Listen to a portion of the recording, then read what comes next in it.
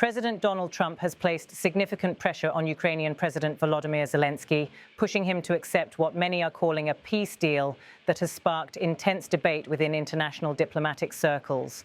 For Ukraine, this proposal, if accepted, would have sweeping consequences, potentially reshaping the future of the nation and its relationship with its allies, particularly the United States and Europe.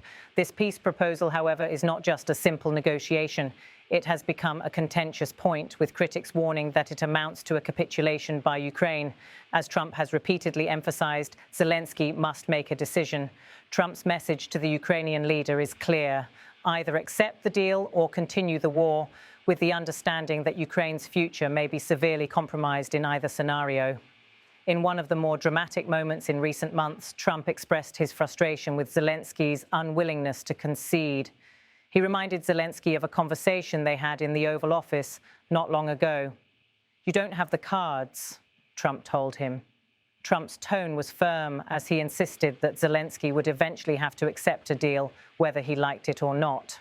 The crux of Trump's peace plan, according to Zelenskyy, is a difficult one. Zelenskyy stated that the proposal comes down to two choices: the loss of dignity or the risk of losing a key partner. Those are stark words, underscoring the gravity of the situation for Ukraine. The Ukrainian president has just 6 days to respond to Trump's ultimatum, a deadline set against the backdrop of the US Thanksgiving holiday. The clock is ticking, and the stakes have never been higher for Ukraine. If Ukraine were to accept Trump's terms, they would have to make significant concessions that would be seen by many as favorable to Russia, and particularly to President Vladimir Putin. One of the most contentious aspects of the proposal is that it would grant Russia control over Crimea, an area that Ukraine has fought to reclaim since Russia's annexation in 2014. This is a key issue for Zelenskyy, as he has long stated that Crimea must remain part of Ukraine. Zelenskyy has repeatedly said that a victory in peace for Ukraine cannot involve the loss of Crimea. "It will not be victory then," he stated during an interview. This firm stance is echoed by many Ukrainians who view Crimea as an integral part of their nation's sovereignty. However, under Trump's proposed deal, Ukraine would have to cede control of Crimea to Russia, a move that would leave many questioning whether Ukraine can still claim victory in this conflict. Alongside the territorial concessions, Trump's peace plan also calls for Ukraine to reduce its military force to just 600,000 personnel, a significant cut from its current size. This would leave Ukraine with a weakened military, unable to defend itself effectively in the future. Additionally, the proposal includes a provision barring Ukraine from joining NATO, something that has been a long-standing goal for Russia and something that Zelenskyy has fought for years to achieve. This provision alone has made the proposal a non-starter for many in Ukraine, as it would effectively neutralize any future NATO support for the country. Putin, for his part, is already celebrating the proposal, suggesting that it could form the foundation for a final peace settlement. He views it as a significant diplomatic victory, one that would legitimize Russia's territorial gains in Ukraine and allow Russia to re-enter the G8. If this deal were to go through, it would represent a substantial shift in the international order, bringing Russia back into the fold of global diplomacy after years of isolation following its invasion of Ukraine. As Zelenskyy grapples with the reality of the situation, the reactions from his government and military officials have been swift and harsh.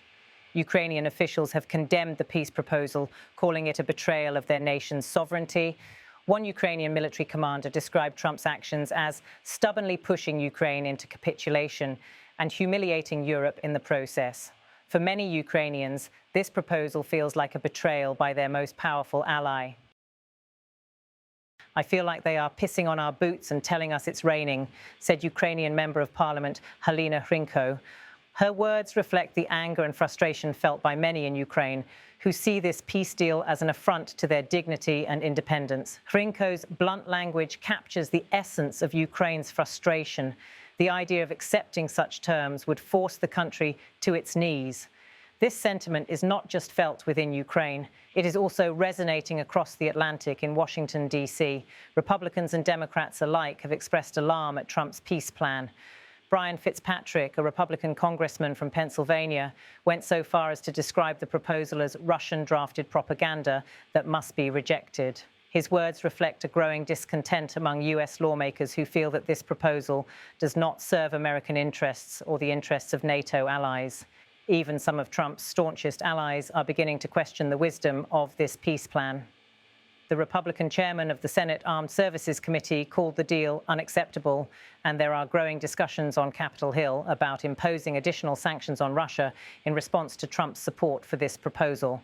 The prospect of such sanctions could further strain relations between the US and Russia, even as the peace deal risks undermining the resolve of the West to stand behind Ukraine. The criticism of Trump's peace plan has been fierce, and it is not just limited to the United States. Across Europe, the reaction has been similarly critical. Many European leaders, particularly in countries with a direct stake in the outcome of the conflict, have voiced concern that accepting Trump's proposal would allow Russia to solidify its territorial gains and further destabilize the region. Estonian President Kersti Kaljulaid, for example, has been particularly vocal in her opposition to the proposal. She warned that if Ukraine accepts the deal, there may be no Ukraine left to defend.